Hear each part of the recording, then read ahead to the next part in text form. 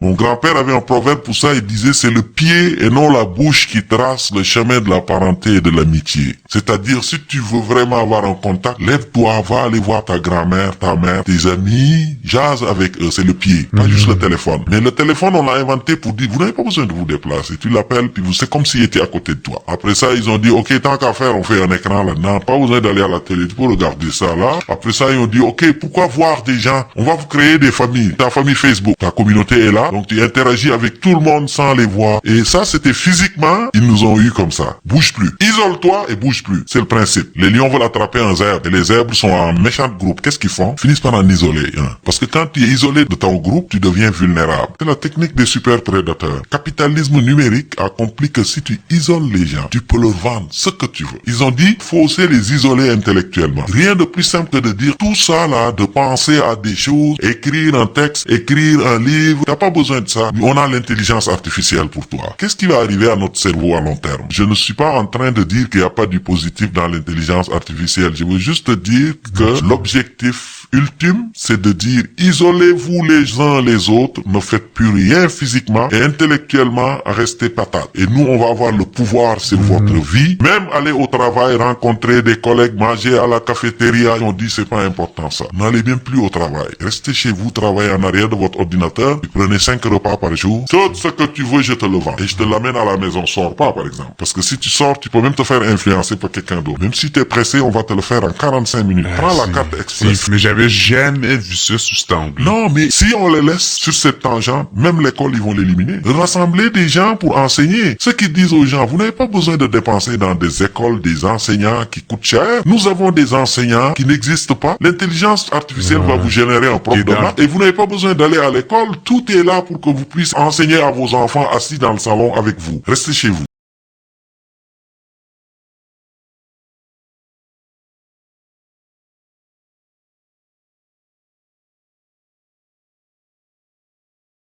المدينة الفاسدة ويكيبيديا. وهو عكس أدب المدينة الفاضلة، وقد تعني الديستوبيا مجتمع غير فاضل تسوده الفوضى، فهو وهمي ليس للخير فيه مكان، يحكمه الشر المطلق، ومن أبرز ملامحه الخراب والقتل والقمع والفقر والمرض بدون إنسانية. مجموعة من المسوخ أبرز ملامحها الفساد وتتناحر بعضها بعضا.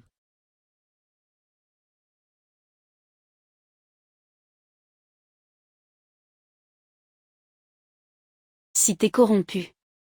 C'est le contraire de la littérature urbaine vertueuse, et la dystopie peut signifier une société non vertueuse dominée par l'anarchie. C'est un monde fictif dans lequel il n'y a pas de place pour le bien, gouverné par le mal absolu, notamment la ruine, le meurtre, la répression, la pauvreté et la maladie.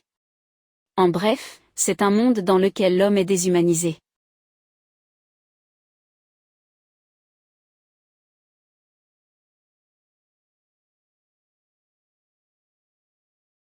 Les conséquences du numérique sur notre santé mentale.